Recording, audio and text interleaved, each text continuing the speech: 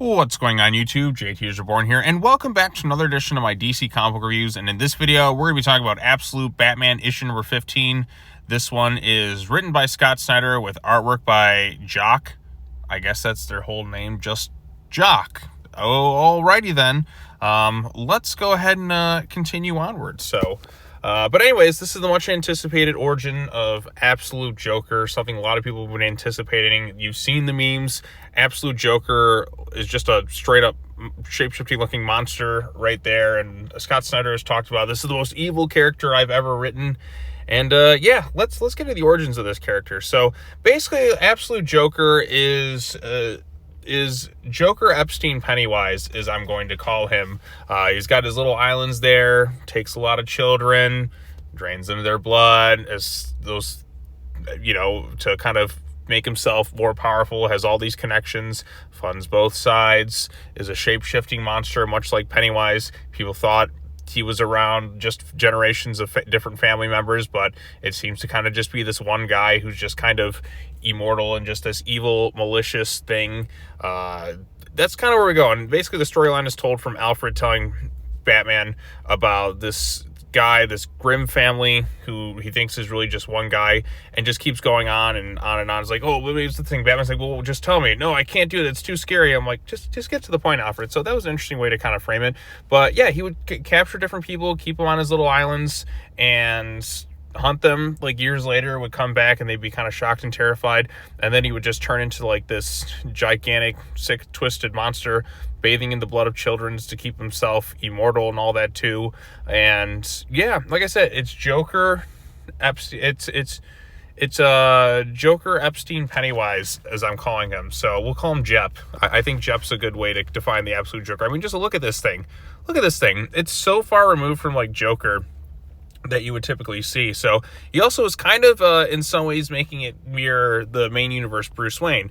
He's got his own Alfred of sorts. He's got his own little bat cave, and it's at his own manor and all that too. And it's just kind of a setup for how evil this character is going to be. It kind of looks like the main universe Bruce Wayne. So the idea of Joker in the Absolute universe being kind of a little bit like an evil version of Bruce Wayne, if you combined Epstein, Joker, and Pennywise into one, and because of the shape-shifting aspects and also bathing in blood and feeding on people to kind of keep himself immortalized, then yeah, it's a pretty messed up origin for Absolute Joker, and definitely sets the stage for the what the fuckery within the pages of this comic book. So yeah, I mean, like, is it an amazing one? I mean, if you're looking for the craziness, then this is one to kind of, like, dig into. It definitely feels a nice bit of a contrast compared to some of the others. So, like, Bane just felt like a bigger version of Bane, where they built him up as just unfreaking stoppable. And now with the Absolute Joker, they're doing something a little bit different with the character, with the shape-shifting elements and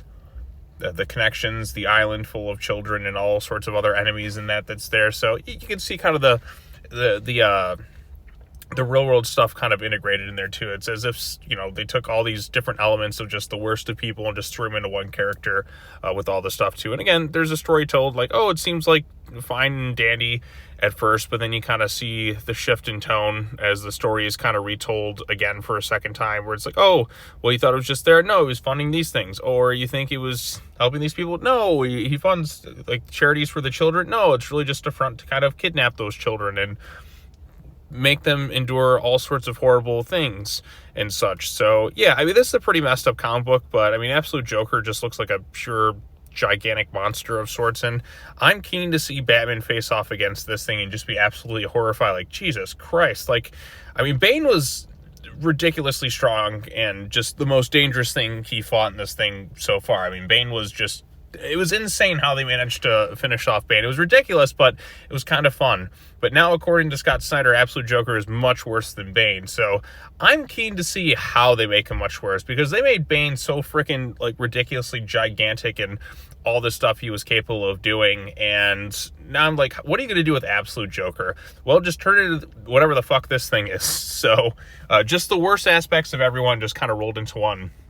So I'm keen to see where we go from here with the absolute title, especially seeing what Scott Snyder has up his sleeve. Because we've already seen how fucked up some of the stuff in Absolute Batman has been. But now we're bringing in Jep, as I'm calling him, to be far worse than anything we've seen before. And I'm excited. Like, how horrible is this character going to be in terms of, like, just the worst that humanity, or even, like, something, like, going beyond humanity has to offer. This demonic sort of entity. I don't know what we're gonna like describe it as. So like I said, Joker, Epstein, Pennywise, so we'll just call him Jep, I think is the best way to kind of describe him.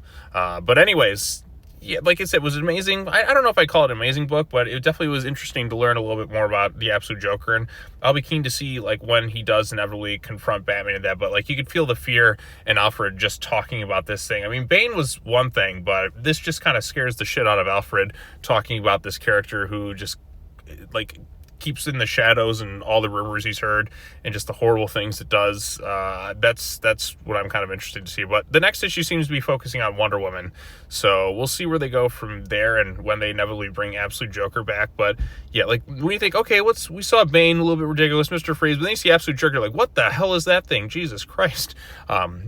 But now it's just going to go even further. So I'm excited.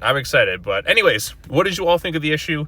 Do you like my little nickname of just calling him Jep? Is that the best way to describe it? Or if you have another terminology to describe this version of the Joker, let me know your thoughts in the comment section down below.